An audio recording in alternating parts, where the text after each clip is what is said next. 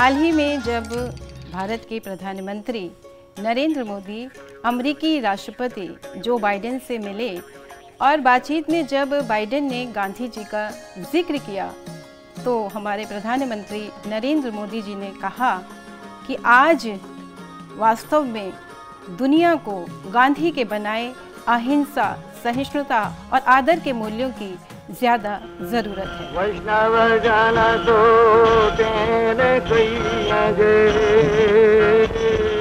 अमन और एकता के नकीब गांधी जी आज इस कार्यक्रम में आप सभी का बहुत बहुत खैर मकदम करती हूँ, इस्तकबाल करती हूँ। और आज के इस कार्यक्रम में हमारे साथ चर्चा में जुड़े हैं उर्दू और हिंदी के दो प्रख्यात विद्वान।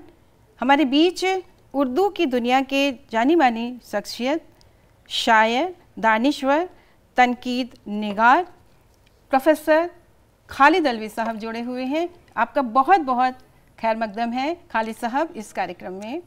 और हमारे साथ जुड़े हैं प्रख्यात कवि, शायर और कमेंटेटर जिनकी आवाज़ राजपथ और लाल किले से आप सब सुनते आए हैं और बहुत सारे समारोहों का उन्होंने आंखों देखा हाल प्रस्तुत किया है रेडियो के माध्यम से, दूरदर्शन के माध्यम से। तो हमारे साथ जुड़े हुए हैं लक्ष्मी शंकर वाजपेयी जी। आपका भी बहुत बहुत खैर मकदम है, स्वागत है, इस्तकबाल है। कार्यक्रम की शुरुआत करते हैं और बात यहाँ से शुरू करती हूँ कि जितना हम विकास की एक लंबी यात्रा तय करके आए हैं और जितना हम सभ्य हो रहे हैं, आधुनिक हो रहे हैं, उतनी ही हथियारों की, अस्त्र शस्त्रों की भीड़ बढ़ती जा रही है। बाज़ारवाद ने हम सबको अपनी गिरफ्त में ले लिया है और पूरी दुनिया इस दौड़ में शामिल है और हालात कभी कभी यहाँ तक हो जाते हैं कि हिंसा की नौबत आ जाती है। तो गांधी जी ने शस्त्र की ताकत के सामने सत्य की ताकत को ऊपर रखा था और शस्त्र की ताकत को उन्होंने हरा दिया था। तो खालिद साहब, आपसे मैं जानना चाहती हूँ कि आज की जो युवा पीढ़ी है वो तो शायद इस बात को समझे भी ना कि कभी कुछ ऐसा भी हुआ था। तो आप अहिंसा की जो बात है उसको आप किस तरह से बताते हैं? देखिए, जब गांधी जी का ख्याल आता है तो मुझे सार्थ का एक जुमला याद आता है कि गांधी जी के इंतकाल के बाद डॉक्टर राधा कृष्णन ने एक वॉल्यूम शाये किया था, उसमें सार्थ का एक लेटर भी था। तो सार्थ ने ये लिखा था कि कुछ दिनों के बाद लोगों को ये यकीन करना मुश्किल हो जाएगा कि सचमुच इस तरह का एक आदमी, गोश्त पोस्त का एक आदमी चलता फिरता था हिंदुस्तान में। यानी उनकी जो एक तिलिस्मी शख्सियत थी उसके बारे में ये यकीन करना कि उन्होंने इतनी ताकतवर हुकूमत को अपने बग़ैर तशद्दुद के हरा दिया, अदम तशद्दुद के हथियार से उन्होंने हरा दिया। और तो ये ऐसा लगता है कि वाकई आज बल्कि हम भी उस जनरेशन में शामिल हैं और आप भी उस जनरेशन में शामिल हैं कि जिन्होंने गांधी जी को नहीं देखा। गांधी जी के बहुत बाद में हम लोग पैदा हुए, लेकिन अब की जनरेशन के लिए ये यकीन करना वाकई मुश्किल है कि ऐसी शख्सियत चलती फिरती थी, हमारी दुनिया में मौजूद थी। तो हमें ऐसा लगता है कि शुरू से आखिर तक उनकी ज़िंदगी एक ख़ास तरह के ख़ास लाहे अमल के तहत चलती रही, जिसी ने उन्हें एक अजीम इंसान बना दिया। अगर अच्छा, हमें बहुत उनके अफ्रीका के बारे में, लंदन के बारे में हमें सबको मालूमात हैं, लेकिन उनकी शख्सियत में जो सबसे ज़्यादा असर था वो उनकी वालदा का था, पुतली बाई का, जिनका जिक्र हम लोग बहुत कम करते हैं। उस ज़माने में आप ये देखिए कि पिछली सेंचुरी से भी पिछली सेंचुरी में एक बुज़ुर्ग खातून न सिर्फ गीता पढ़ती हैं बल्कि ऐसी किताबें पढ़ती हैं कि जिसमें इस्लाम का, क्रिश्चियनिटी का और दूसरे मज़ाहिब का जिक्र है और वो इन तमाम मज़हबों को समझने की कोशिश करती है। तो वहीं से गांधी जी को जो एक वुसअत नज़री मिली कि तमाम मज़हबों को समझना और उनका एहतराम करना। पुतली बाई के बारे में हम बहुत कम जानते हैं, लेकिन उनकी तालीमात जो हैं वो गांधी जी के ज़िंदगी पर हमेशा असरअंदाज रहीं। जब वो लंदन गए, आपको मालूम है कि वो बॉम्बे में उन्होंने एडमिशन लिया था एक कॉलेज में, वहाँ से छोड़ के जब गए तो लोगों ने उनसे कहा कि आपको बरादरी से निकाल दिया जाएगा, आप लंदन जा रहे हैं। ये बहुत बड़ी बात थी उस ज़माने में लंदन जाना। लेकिन वो गए और वहाँ जाके उन्होंने अपनी ज़िंदगी उसी तरह से कायम रखी जिस तरह वो सोच के गए थे। और अजीब बात यह है कि वहाँ पे एक लंदन वेजिटेरियन सोसाइटी थी गांधी जी ने उसे ज्वाइन किया, उसमें अहम रुकन बन गए। और वहाँ एक मिस्टर हिल थे जो एक बहुत बड़े इंडस्ट्रियलिस्ट भी थे, लेकिन इस सोसाइटी के ऑलमोस्ट फाउंडर थे। वो फाउंडर नहीं थे लेकिन तकरीबन ऑलमोस्ट फाउंडर थे और इसके बहुत असरअंदाज होते थे। तो उनके साथ इनके बहुत गहरे ताल्लुकात हो गए। उम्र में बहुत बड़े थे गांधी जी से, लेकिन एक छोटी बात पर एक आदमी को वो मेंबरशिप से निकालना चाहते थे। गांधी जी ने उनसे इख्तलाफ किया। तो ये पहला प्रोटेस्ट है जो गांधी जी की ज़िंदगी में नज़र आता है। और उसूलों के लिए उन्होंने कहा कि अगर किसी आदमी के, और वो जिस मेंबर को वो निकालना चाहते थे, उनके नज़रियात फैमिली प्लानिंग के बारे में कुछ मिस्टर हिल से अलग थे, तो वो इसलिए उन्हें निकालना चाहते थे। तो गांधी जी ने कहा कि अगर किसी के नज़रियात हमसे अलग हैं तो उसकी रुकनियत से खारिज कर दिया जाए, उसको मेंबरशिप से निकाल दिया जाए। ये बात मैं सपोर्ट नहीं कर सकता। देखिए, आज जिस तरह से हम तकनीक के माध्यम से पूरी दुनिया से जुड़े हुए हैं, लेकिन उतना ही हम अकेले होते जा रहे हैं। और आज समाज में असत्य, अवसरवाद, धोखा, स्वार्थपरता जैसी जो विचार हैं वो हावी होते जा रहे हैं आज समाज में। तो वाजपेयी साहब, मैं आपसे पूछना चाहती हूँ कि आज के ये जो वातावरण समाज का बना हुआ है, इसमें गांधी जी के मूल जो विचार हैं, उनके जो मूल्य हैं, उनके जो सिद्धांत हैं, वो किस तरह से हमारे जो नैतिक मूल्य हैं उनको पुनर्प्रतिष्ठापित करने में कारगर हो सकते हैं?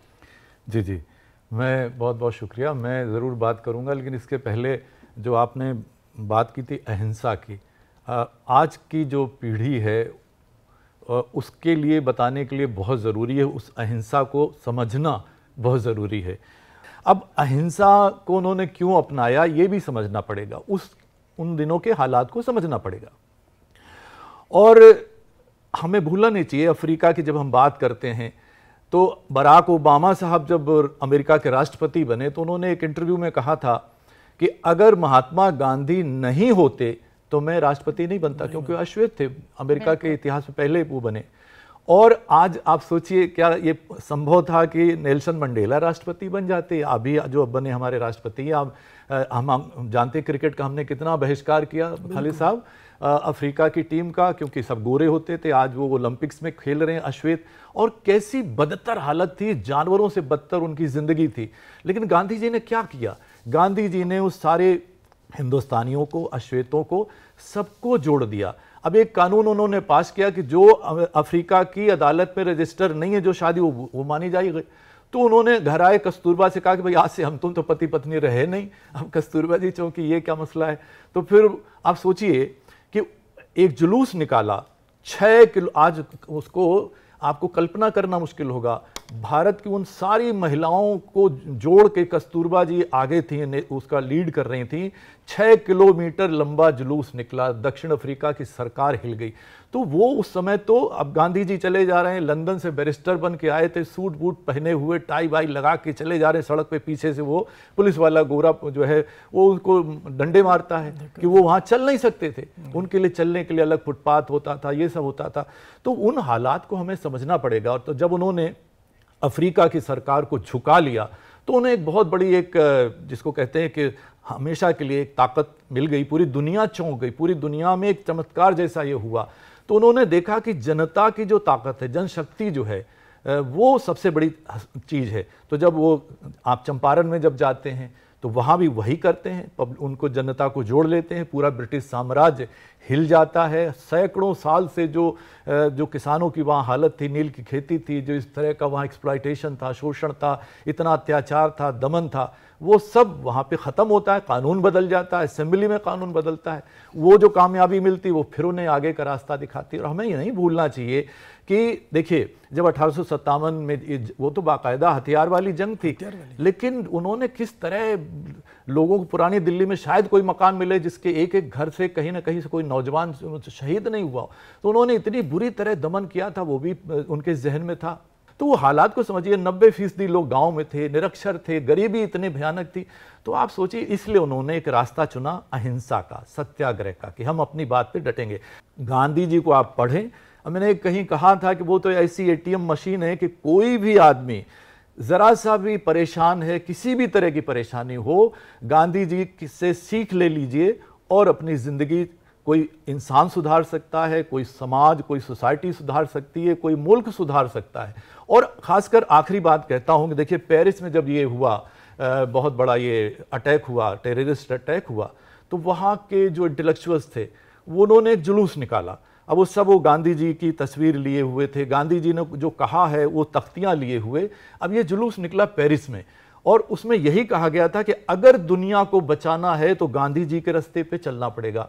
अब ये जो जुलूस निकला था इसमें ना तो कोई गांधी वाली संस्थाओं का कोई योगदान था, ना कोई वो वहाँ की हमारे हिंदुस्तान का जो वो था दूतावास, ना उसका कोई रोल था। ये अपनी तरफ से पेरिस के इंटेलेक्चुअल्स ने ये निकाला था। तो दुनिया जो है गांधी जी को पहचान रही है, मान रही है। आपने अहिंसा की बात की, नैतिक मूल्यों की बात की, और आज जो पूरा विश्व जो है वो शस्त्रों की स्पर्धा में जहां लगा हुआ है, वहीं हम सब देख रहे हैं कि हम एक छोटे से वायरस को उस शस्त्रों से नहीं मार सके। और गांधी जी ने तो बहुत पहले पर्यावरण के प्रति हमें चेता दिया था और आत्मनिर्भरता की बात की थी, और आज हमारे प्रधानमंत्री मोदी जी ने भी आत्मनिर्भर भारत की बात की है। जी वाजपेयी जी।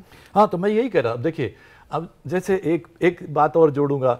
अब क्या होता है कि एक क्रांतिकारियों की धारा थी, ठीक है, और एक हमारे गांधी जी का रास्ता था। दोनों में कोई दुश्मनी नहीं है, कोई बैर नहीं है। अब देखिए, अब वो हमारे अशफाक उल्लाह खान साहब, वो तो रेवोल्यूशनरी, वो तो क्रांतिकारी, वो क्या करें, वो शायर थे, वो कहते हैं बेशस्त्र नहीं है हम, बल है हमें चरखे का, चरखे से जमीन को हम ता चरख गुंजा देंगे।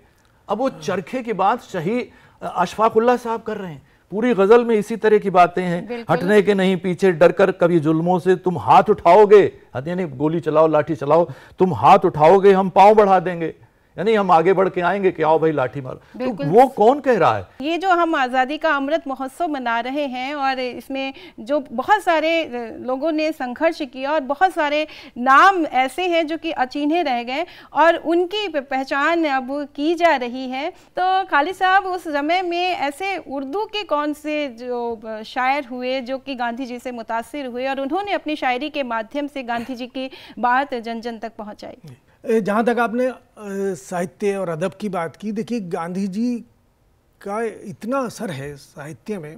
अजीब बात यह कि अकबर इलाहाबादी हमारे पहले बड़े शायर हैं जिन्होंने गांधी जी का जिक्र किया और 1921 में उनका इंतकाल हो गया।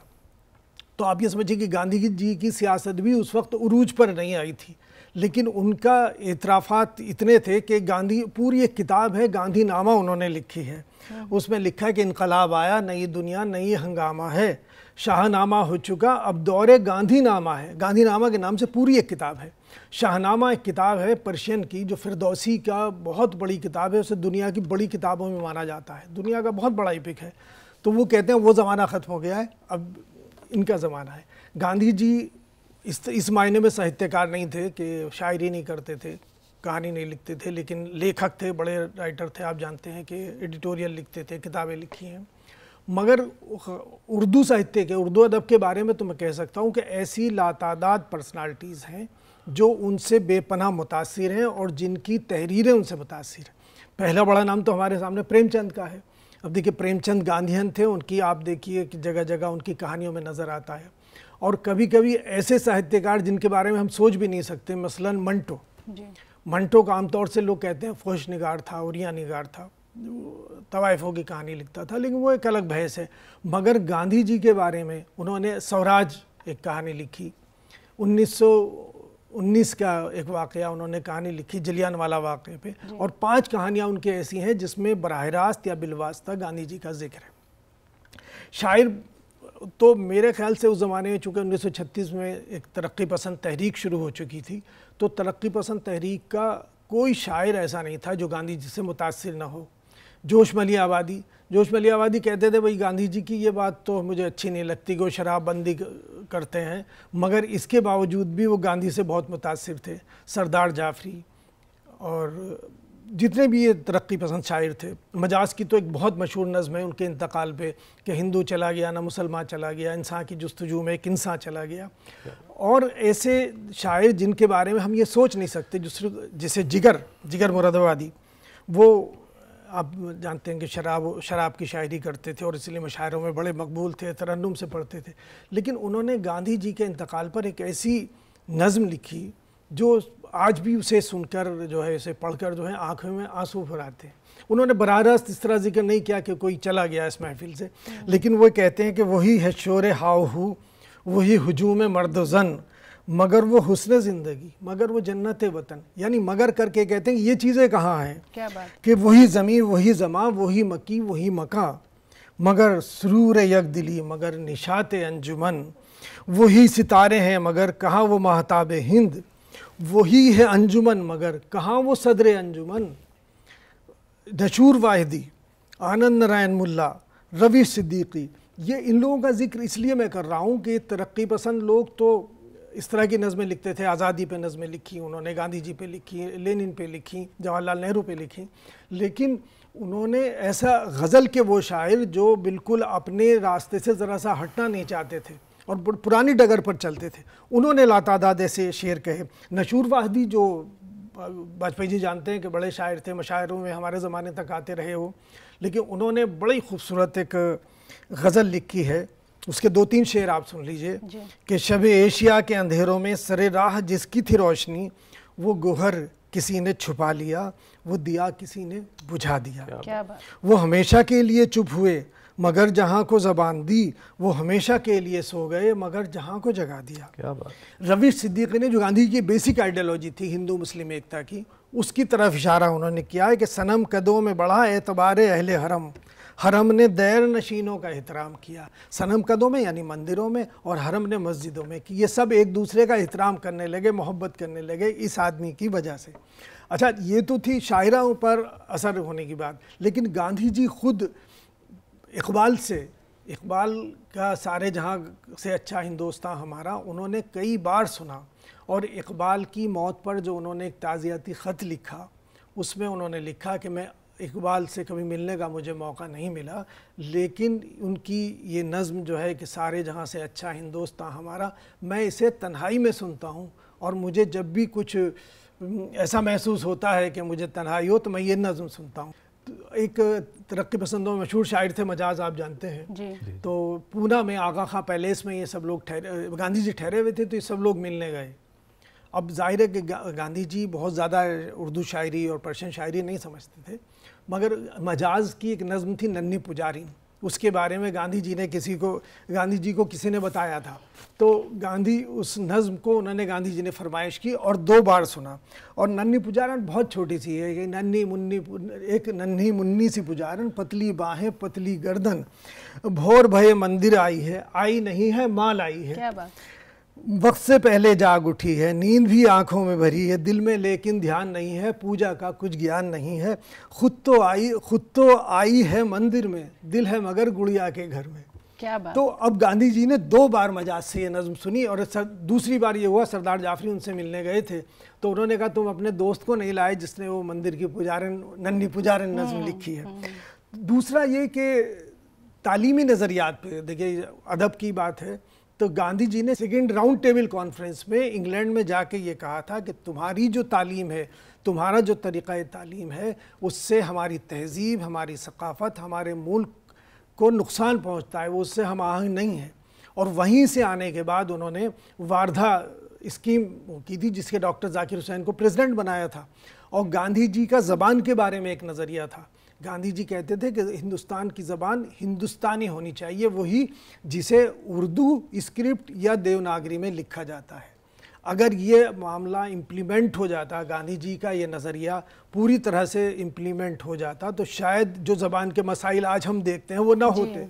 उन्होंने कहा ये जो लिंग्विस्टिक के लोग हैं वो आज भी मानते हैं कि दुनिया की कोई ज़बानें इतनी करीब नहीं हैं जितनी ये दोनों ज़बानें हैं। ग्रामर एक है, आप अगर हिंदी बोलते हैं तो बाहर वाले लोग जो उर्दू पढ़ के जाते हैं वो ये समझते हैं आप उर्दू बोल रहे हैं, या हम उर्दू बोलते हैं तो लोग कहते हैं हिंदी बोल रहे हैं। अगर हम बिल्कुल संस्कृताइज या पर्शियनाइज्ड उर्दू हिंदी ना बोले, तो गांधी जी का नज़रिया ज़बान के बारे में यही था कि ज़बान वो जो जिसे हिंदुस्तान के ज़्यादातर हिंदू मुसलमान बोलते हैं और साउथ की बहुत से सूबों में वो समझी जाती है, उसको हम इसके देवनागरी में लिखें या उर्दू में लिखें। वो हमारी ज़बान है। ये गांधी जी का ज़बान। जी जी जी जी। तो थोड़ा सा अब फिर से एक बार पीछे की तरफ चलती हूँ और वाजपेयी जी से मैं जानना चाहती हूँ कि कैसे वो जो हमारा समय था उस समय चरखे की बात, स्वदेशी की बात, कैसे कविताओं के माध्यम से, मुझे लगता है कि उस समय पूरा जो मुल्क था हमारी जो उसमें कोई भी ऐसा शख्स नहीं होगा कि जो कि स्वाधीनता संग्राम से ना जुड़ा हो, और कैसे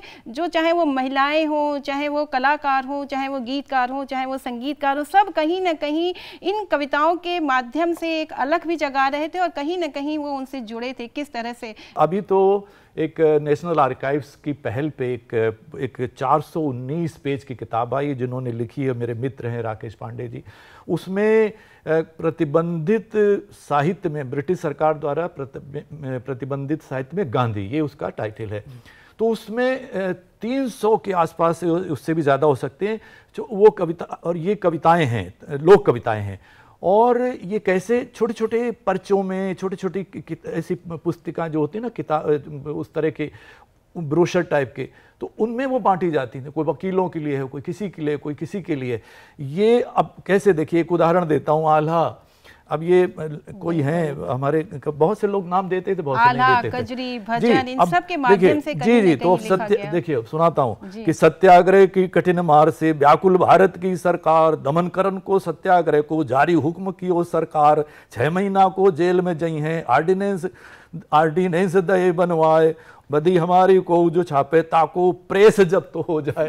तो अब ये पूरा आला है, और ये अकेला आला नहीं है, कजरी, कुछ भी जितनी लोक विधाएं हैं सब में जो है उस तरह पर्चे उस तरह बांटे गए, जेल गए लोग। तो ये एक सिलसिला। और यही नहीं, आप देखिए कि रविन्द्रनाथ टैगोर जी हों, कोई देश की जितनी भाषाएं हैं, जितने महान कवि हैं, सब ने गांधी पे लिखा है। मैथिली शरण गुप्त हों, या आप नाम लेते चले चलिए, वहां से चल के भवानी प्रसाद मिश्र तक, और जो भी हैं, सब ने इतना इतना सारा लिखा। और जो लोकगीत है, और खाली यही नहीं, जितनी हमारी ये जो बोलियां हैं, अवधी है, ब्रिज है, भोजपुरी है, जहां, और पूरे हिंदुस्तान में चले जाइए, जो चाहे असम में जाइए, तमिलनाडु में जाइए, जितनी भी बोलियां हैं उनमें सब में ये गांधी जी आते हैं। 90% आपको गांधी जी मिलेंगे उसमें। और उसमें लोकगीतों में क्या है वो, यानी देखिए क्या हिंदुस्तान में हम जानते हैं कि कितना, मतलब एक पति के लिए एक पत्नी क्या करती है, लेकिन लोकगीत में पत्नी कह रही है पति से कि तुम ऐसे ही घर में बैठे रहो। वो गांधी बाबा बुला रहे हैं और जाओ, और जाके चरखा तो घर घर आखिर पहुंच जाता था कि सत्याग्रह में शामिल हो और आज़ादी की लड़ाई में शामिल हो, और शहीद होने तक की वो कामना करती है। ये देखिए, तो वो इतना कुछ लिखा गया है। अब वो बहुत अच्छी बात है कि बहुत सारी चीज़ें जमा की जा रही हैं और जमा होनी चाहिए। और 5000 लोग, जो हम, जैसा कि हमने सुना है, करीब करीब वो इस तरह की चीज़ें, ऐसे जो लोग जिनका जिक्र नहीं होता, जो पकड़े गए, जेल में गए और तरह तरह की यातनाएं से, वो सब हैं। हम बात करें गांधी जी के सपनों के भारत की, तो क्या कहेंगे खालिद अलवी साहब? देखिए, मैं वाजपेयी जी की बात ज़रा से आगे बढ़ाता हूँ। ये बात मुझे वाकई ख्याल आया कि हमने बचपन में अपने इलाके में, जो वेस्टर्न यूपी का इलाका है, मैंने कुछ ऐसी लोकगीत यानी लोकल नज़में सुनी हैं जिनमें गांधी जी का जिक्र, गांधी जी के आदर्शों का जिक्र था, जो अब नज़र नहीं आती। तो अच्छा, उर्दू में चूँकि जो लोक साहित्य है वो नहीं के बराबर है, तो वो तो महफूज नहीं हुई, लेकिन ऐसी ज़ब्त शुदा नज़में के नाम से अली जवाद ज़ैदी ने भी किताब लिखी, खलील अंजुम ने भी एक किताब मुरतब की, जिसमें ऐसी बहुत सारी नज़में हैं। लेकिन मैं ये कहता हूँ ये सब बहुत इन्हें आला मेयार की लिटरेरी नज़में हैं, लेकिन वो जिन्होंने लोकल शायरों ने या लोकल लोगों ने बिल्कुल लोकगीत की तरह से लिखा, उनको भी महफूज किया जाना चाहिए। जो वाजपेयी जी ने कहा, मेरे जहन में भी अब आया कि ऐसा मेरे ख्याल से हर इलाके, हर गाँव और हर डिस्ट्रिक्ट में होगा, जो बहुत कुछ गांधी जी के बारे में कहा गया होगा और अब उसे महफूज नहीं किया गया। दूसरी अदब की बात वो हुई जिसपे मेरे ख्याल से टॉलस्टॉय का अगर जिक्र ना किया जाए तो अधूरा रहेगा, क्योंकि गांधी जी सबसे ज़्यादा टॉलस्टॉय से प्रभावित थे। The kingdom of God is with in you, ये किताब उन्होंने पढ़ी थी और इससे बहुत मुतासिर हुए थे। और ट्रांसवेल गवर्नमेंट जो थी अफ्रीका में, उसने जब ये तय किया कि चाइनीज़ और हिंदुस्तानी कॉलोनीज़ जो हैं उनका बाकायदा रजिस्ट्रेशन होगा, यानी एक तरह से ये समझ लीजिए कि अलग उन्हें किया जाएगा, तो गांधी जी ने प्रोटेस्ट किया और उन्होंने अफ्रीका में टॉलस्टॉय फार्म कायम किया। जिसमें बहुत सारे हिंदुस्तानी और दूसरे लोग थे। देखिए उसमें अब सिर्फ हिंदुस्तानियों के नहीं लड़े, वो चाइनीज़ के लिए भी लड़े वहाँ, और पहला प्रोटेस्ट, पहला सत्याग्रह जो है वो वहाँ किया। और देखिए दूसरा ये मैं समझता हूँ कि मैंने जैसे अभी पहले अर्ज़ किया था कि उनकी इब्तदाई ज़िंदगी से आप ये देखिए, जब वो यहाँ आए वकालत करने तो उनकी वकालत कुछ ज़्यादा चली नहीं, तो वो पिटिशन्स लिखने लगे थे। तो उनको एक अब्दुल्ला नाम के एक गुजराती बिजनेसमैन थे, उन्होंने अपने भाई अहमद भाई के मुकदमा लड़ने के लिए अफ्रीका भेजा, और बाकायदा बहुत ज़्यादा उन्हें पैसों के लिए बहुत ज़्यादा पैसे पेश किए जा रहे थे, अच्छे खासे उस ज़माने के लिहाज से।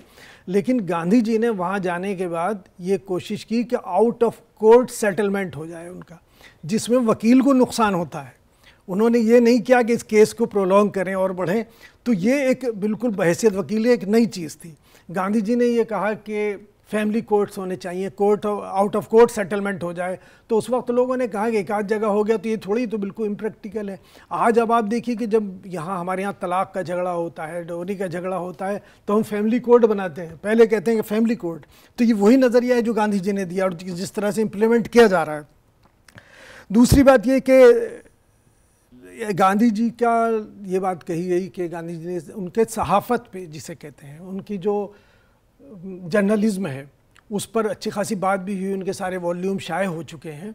लेकिन ऐसा लग रहा है कि अगर हम आज की सहाफ़त से उनकी सहाफ़त का मुकाबला करें तो उसमें लगता है कि ज़मीन आसमान का फ़र्क है। हमने उनसे कुछ नहीं सीखा। आज के लिए वो बहुत बड़ा आईना है। अगर उनके एडिटोरियल सामने आ जाएं, सिर्फ जो छप चुके हैं, हम लोग सिर्फ पढ़ना शुरू कर दें, उनकी ज़रूरत है। 20 वॉल्यूम में यहाँ मौजूद है।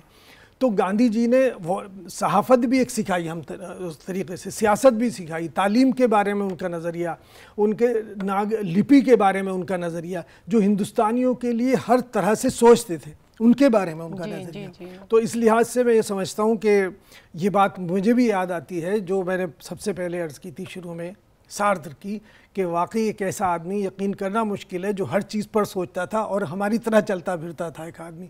जब वो ब्रिटेन गए थे तो उन्होंने जॉर्ज फिफ्थ से मुलाकात की, तो चर्चिल जो बड़े कंजर्वेटिव पार्टी के थे, उन्होंने कहा कि एक नंगा फ़कीर आया है और अपने आप को शो करता फिर रहा है। लेकिन उसके बाद उन्होंने मज़दूरों से भी मुलाकात की। तो ये गांधी जी का किरदार था। जी जी जी जी। तो सपनों के भारत की बात मैं कर रही थी, वाजपेयी जी बताएं। जो गांधी जी बता गए उसको पढ़ लें, जान लें, हिंद स्वराज पढ़ लें। हिंदुस्तान की सारी जो है जितनी चुनौतियां हमारे सामने हैं, जितनी समस्याएं हमारे सामने हैं, उनका कहीं ना कहीं हल जो है हमें मिल जाना यकीनन है। और जो हम रेलेवेंस की आज बात करते हैं, पूरी दुनिया, जैसे मैंने कहा, अब बहुत सारे उदाहरण मिलते हैं। अब गांधी जी तो चूंकि ब्रिटिश सरकार से लड़ रहे थे तो जाहिर है कि उनको तो नोबेल प्राइज नहीं मिलना था, लेकिन उनके रास्ते पे चल के कम से कम 8-9 लोग नोबेल प्राइज पा चुके हैं। गांधी जी ही एक अंतिम विकल्प जिसको कहते हैं, अगर दुनिया को बचाना है, कुदरत का ये जो कहर उसको बचाना है, और ये पर्यावरण जिस तरह का भी चल रहा, हम सेव अर्थ डे मनाते हैं, उसकी नौबत नहीं आती अगर गांधी जी के रास्ते पे चलते। तो ये है मेरा मानना है कि गांधी जी को ही फिर से हमें समझना पड़ेगा और अपने जीवन में, हिंदुस्तान के जीवन में उतारना पड़ेगा। बिल्कुल, गांधी जी की जो दृढ़ता थी और जो उनका विश्वास था, उसी ने उनको एक युग पुरुष बनाया, उसी ने उनको महात्मा बनाया, उसी ने उन्हें राष्ट्रपिता बनाया। और आज के समय में वास्तव में गांधी जी के जो जीवन मूल्य हैं, उनके जो सिद्धांत हैं, उनको समझने की, इस नए समाज में, इस नए वातावरण में फिर से समझने की बहुत ज़रूरत है। और पूरी दुनिया जो है गांधी के सिद्धांतों को, गांधी के मार्ग पर चलने की बात करती है, और वही एक जो स्थायी रूप से जो कहते हैं विकल्प की बात है, वो उसको पूरी दुनिया स्वीकार कर रही है। तो आज के इस चर्चा में शामिल होने के लिए खालिद साहब आपका भी और वाजपेयी साहब आपका भी बहुत बहुत शुक्रिया। और इसी के साथ इस कार्यक्रम की समाप्ति करती हूँ। नमस्कार।